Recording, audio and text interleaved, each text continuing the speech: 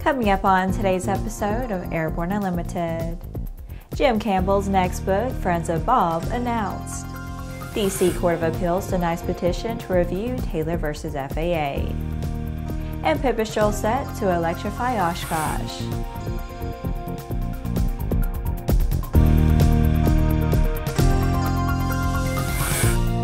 Hello, I'm Laura Hudson. It's July 11th, and this is Airborne Unlimited.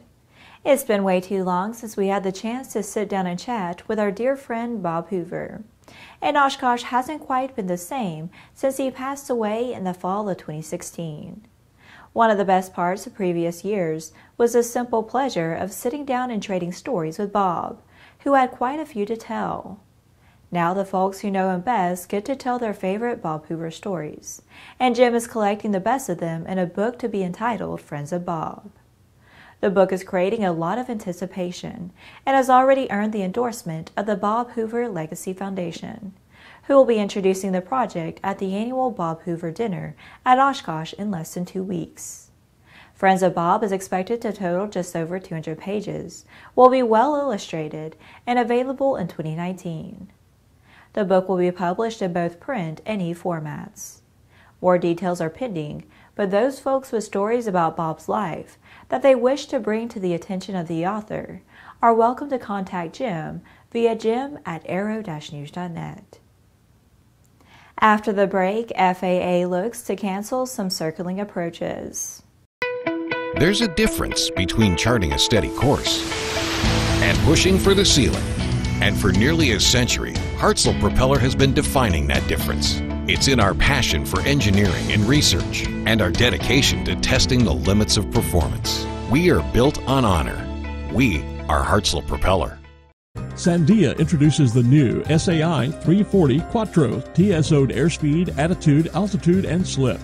With integral backup battery, safety never looked so good. See it now at www.sandia.aero. Based on the popular Sling 2 LSA, the Sling 4 was designed to be the most practical and desirable lightweight four-place experimental aircraft on the market. Find out more about this 115 horsepower turbocharged airplane at airplanefactory.com. Welcome back. If you have a story suggestion for Airborne Unlimited, Aero-TV, Airborne Unmanned, the AMA Drone Report, our website or podcast, just email to news-by@aero-news.net. With so much news coming out the aviation industry, we're summarizing some other interesting stories in a brief segment we call Around the Patch.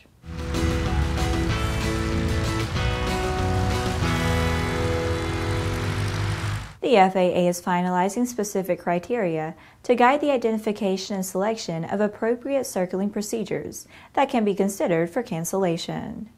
These procedures include certain circling procedures to include circling-only instrument approach procedures and circling minima charted on straight-in IAPs.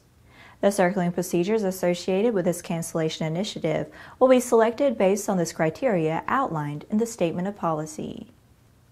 China says that by 2030, its new Long March 9 rocket will be capable of delivering heavier payloads into low Earth orbit than NASA can boost into space. The Long March 9 is expected to have the power to carry 140 metric tons into low Earth orbit, about the weight of television and Earth observation satellites, according to Long Lei Hao, a senior official from the Chinese Academy of Engineering, speaking to the official Xinhua News agency. The Hungarian Ministry of Defense has ordered 20 H-145M military helicopters equipped with the innovative H-Force weapon management in the frame of the Military Modernization Program Zreni 2026. Together with the helicopters, Airbus will provide an extensive training and support package. The Bell-Boeing Joint Program Office has awarded a contract valued at nearly $4.2 billion. For modifications needed to convert the previously awarded V-22 tiltrotor aircraft advanced acquisition contract to a fixed-price incentive fee multi-year contract. This contract provides for the manufacture and delivery of 39 CMV-22B aircraft for the Navy, 14 MV-22B aircraft for the Marine Corps, 1 CV-22B for the Air Force, and 4 MV-22B aircraft for the government of Japan. Well, that's it for today's Trip Around the Patch. Now let's move on to the rest of the news. The D.C. Court of Appeals has denied a petition for review of the FAA's rules concerning the registration of model aircraft under its drone registration rules. Attorney John Taylor had challenged the registration of model aircraft, citing FAA Section 336. The section provides that notwithstanding any other provisions of law regarding incorporation of unmanned aircraft systems into FAA plans and policies, the FAA may not promulgate any rule or regulation regarding a model aircraft that satisfies 5 operational criteria. Section 336 also provides, however, that nothing in it shall be construed to limit the authority of the administrator to pursue enforcement action against persons operating model aircraft who endanger the safety of the national airspace system. The court determined that there is nothing to support Taylor's contention that, notwithstanding the above, the Modernization Act was intended to codify the alleged prior understanding that the FAA could not regulate any recreational model aircraft. After these messages, Pipistrel is ready to electrify Oshkosh 2018.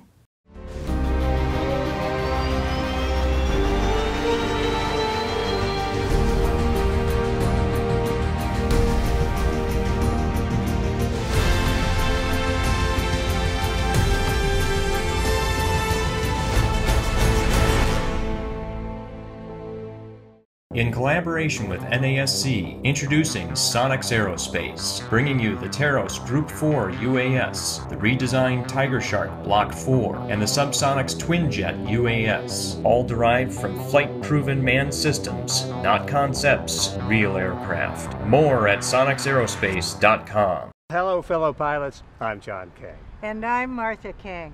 Well, we're headed off to Oshkosh for AirVenture, and we're really looking forward to it. Martha and I are going to be making a bunch of talks there.